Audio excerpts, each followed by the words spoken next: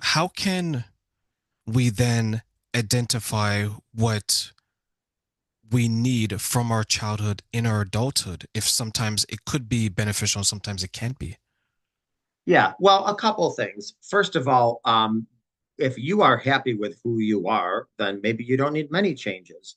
But I always say, especially if I'm like coaching, doing some premarital coaching to a couple, I'll say, listen, both of you came from an origin of your own communication styles. Like, for instance, listen, when you go to a family reunion, you can look at your family, make certain facial gestures, certain facial expressions, breathe a certain way, and your family just knows what's up. Where I wouldn't know that. But so when two people come together, they come from they're almost speaking two different languages, even if they speak the same, language. And so when you get together now with your partner, your significant other, you have to uh, work on effective communication to see now what's going, and then create your own language now for your new family.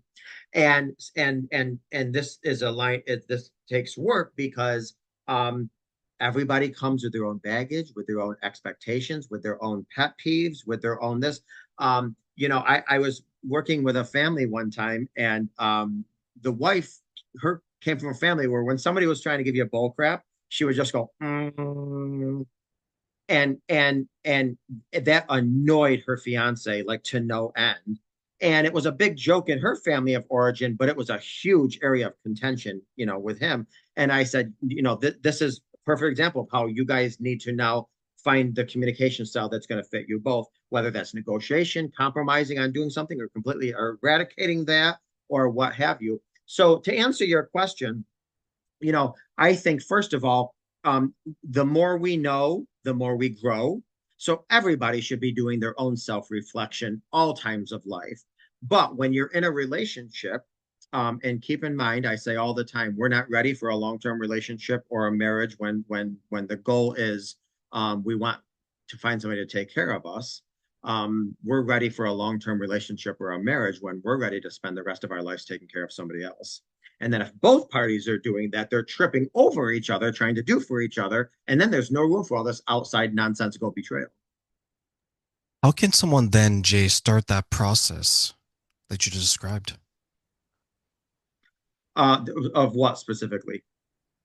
of identifying that they're ready to commit to someone? And as you mentioned, right, not to be taken care of, but to take care of someone else. How can they begin that process for themselves? Yeah. Well, first of all, I'm going to be honest with you. I don't think anyone is ever truly ready. I mean, Lord have mercy. I've been married going on 25 years, and I'd like to think that I'm doing fine, great, and dandy, but there's times I feel like I'm speaking French to my partner. Um, so the one of the things that we have to keep in mind is that we are far more than human beings. We're human evolvements. I say all the time, we're completely different people from year to year, from decade to decade. So not only do you have to continuously get to know who you are and who you're becoming, you also have to constantly build bridges to your spouse and get to know who they are, who they, what have you. So we fall in love with one person, but we continuously renew a love with a different person throughout the years. We have to continuously build those bridges and stuff. So it's hard to answer your question because absolutely, I think people should at I'm going to be honest with you. One of the things that I'm doing with my kids now is I'm really doing my best to teach them listening to their intuition, listening to that, inner gut. I'm trying to really help them with their own personal faith walk. And my kids are still young. Um, all the tools they're going to need to self-reflect and go grab onto a foundation when they need it. But here's the deal. Um, People have to, which is why it's a travesty if you ask me that people get married without any premarital coaching or counseling or whatever, because marriage is going to offer you challenges that you just don't understand. And I'm not talking about the big huge challenges necessarily. I'm talking about the small challenges. Do you guys even know who's going to wash dishes? Do you know who's going to cook? Do you know who's going to clean? Who's going to scrub the bathroom floor? Who's going to pay what kind of bills? If like there's small things because I always say it's not the big boulders that prevent people from climbing the mountain. It's the annoying little pebbles in our shoe. Those are the ones that you want to take your shoe off and say, I'm done with this damn mountain, And a lot of people want to throw in the towel with marriage not too long into it because it's those pebbles that they haven't, worked out. So I'm going to be honest with you. I think it's a work in progress. It's a constantly work in progress. And the biggest indicator, in my opinion, of what's going to make or break anything in this life, including relationships or repair after betrayal, is you have to come to the table with a willingness. You're not always going to know everything. You're not always going to be able to accomplish everything. You're not always going to have the tools, the resources, whatever. But if you come with a willingness, you can move mountains.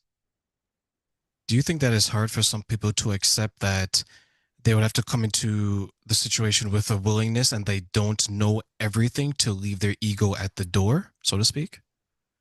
Well, you know something? No, I don't. And you want to know what makes it hard?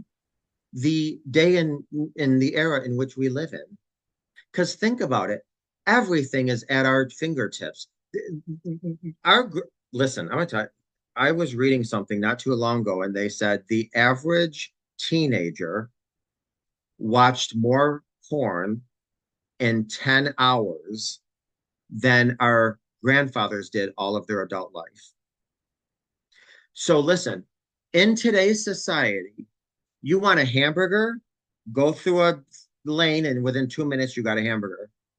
You want a medium tall cafe loca mate senorita, you go through a line, and within 2 minutes, you get it. You want a piece of butt, download an app, and within 2 minutes, you get it. People don't want to stay in relationships anymore because there's way too much convenience in the world. There's way too many options in the world. No, people haven't done ego work, which I'm going to be honest with you. I think ego scares a lot of people. All ego means is simply our ego's job is simply just to make us feel good and look good about ourselves. And that's not a bad thing. Our ego,